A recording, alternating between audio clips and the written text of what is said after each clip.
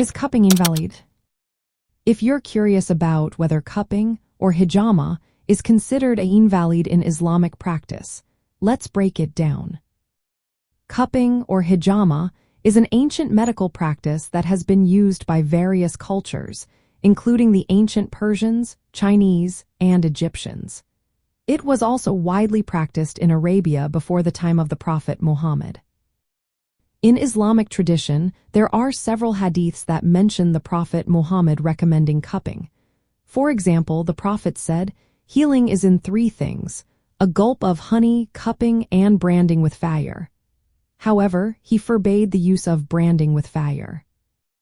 Despite these recommendations, the question remains whether cupping is invalid, an act that is encouraged or mandated in Islamic law. The term invalid typically refers to practices that are specifically encouraged or mandated by Islamic law. Many scholars argue that cupping was not a unique practice introduced by the Prophet but rather a common medical treatment of the time. It was used to treat various health issues, such as headaches, poison, and even magic afflictions. Scholar Mohammed Nizami points out that cupping was not a ritual or metaphysical practice, but a form of treatment.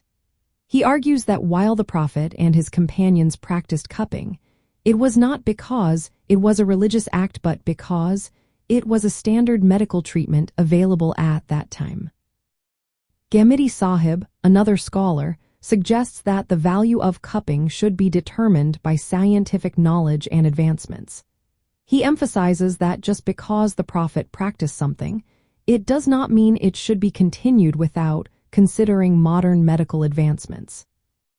In summary, while cupping is mentioned in several hadiths and was practiced by the Prophet and his companions, it is not considered invalid in the sense of being a religiously mandated or encouraged act. Instead, it was a common medical treatment of the time that was beneficial given the limited medical options available then.